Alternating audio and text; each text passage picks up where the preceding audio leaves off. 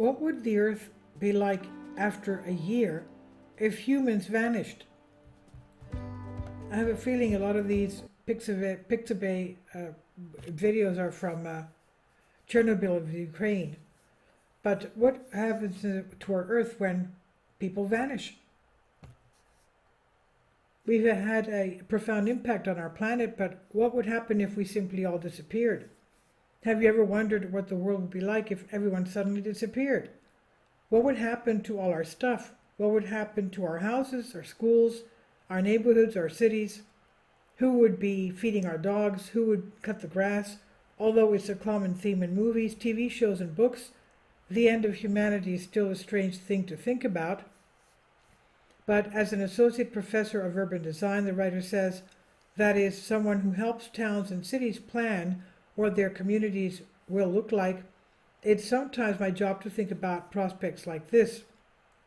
So much silence. If humans had disappeared from the world and you could come back to Earth to see what had happened 1 year later, the first thing you'd notice would not be with your eyes, it would be with your ears. The world would be quiet, and you would realize how much noise people make. Our buildings are noisy, our cars are noisy, our sky is noisy. All of that noise would stop. You'd notice the weather. After a year without people, the sky would be bluer, the air cleaner, the wind and the rain would scrub clean the surface of the earth. All the smog and dust that humans make would be gone. What about our homes? Home sweet home. Imagine that first year when your house would sit unbothered by anyone. Go inside your house and hope you're not thirsty because no water would be in your faucets. Water systems require constant pumping, and if no one's at the public water supply to manage the machines that pump water, then there's no water. But the water that was in the pipes when everyone disappeared would still be there when the first winter came. So in the first cold snap, the frigid air would freeze the water pipes that would then burst. There would be no electricity. Power plants would stop working because no one would monitor them and maintain a supply of fuel. So your house would be dark with no lights, TV, phones, or computers. Now, if you had firewood and matches, maybe they still work. Now, your house would be dusty. Actually, there's dust in the air all the time, but we would not notice it because our air conditioning systems and heaters blow around the air. And as you move through the rooms in your house, you keep dust on the move too. But once all that stops, the air inside your house would be still and the dust would settle all over the place. The grass in your yard would grow and grow and grow until it got so long and floppy it would just stop growing. New weeds would appear and they would be everywhere. Lots of plants that you've had never seen before would take root in your yard. Every time a tree drops a seed, a little sapling might grow. No one would be there to pull it out or cut it down. You'd notice a lot more bugs buzzing around. Remember, people tend to do everything they can to get rid of bugs. They spray the air and the ground with bug spray. They remove bug habitat. They put screens on the windows, and if that doesn't work, they swat them. Without people doing all these things, the bugs would come back. They would have free reign of the world again.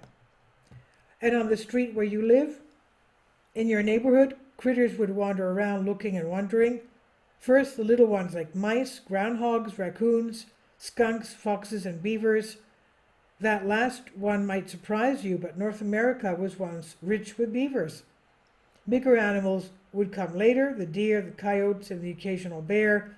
Not in the first year maybe, but eventually. With no electric lights, the rhythm of the natural world would return.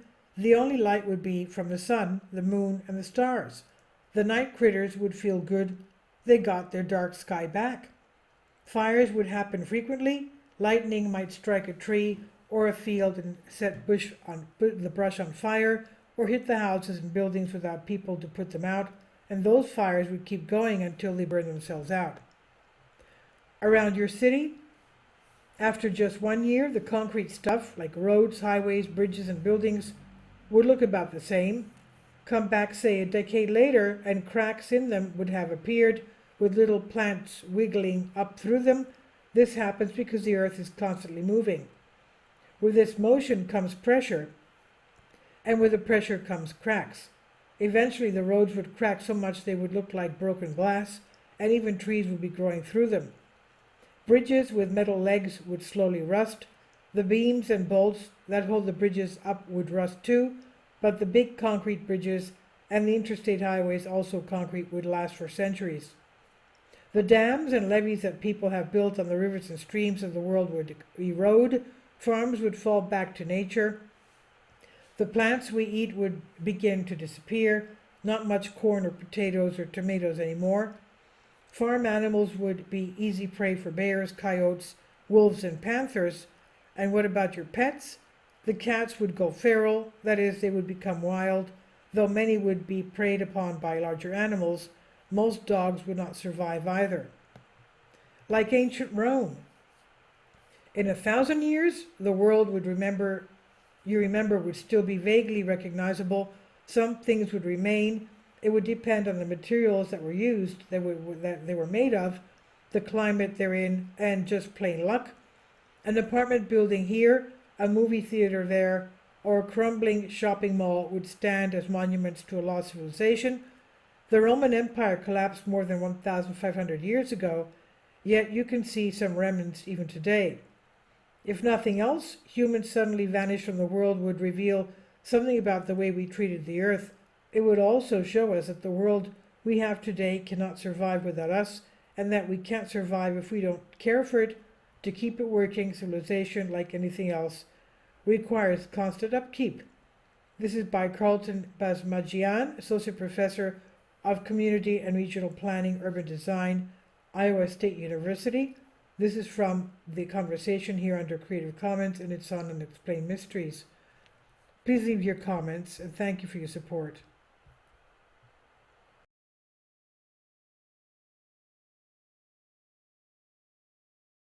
Kindly support my Patreon account.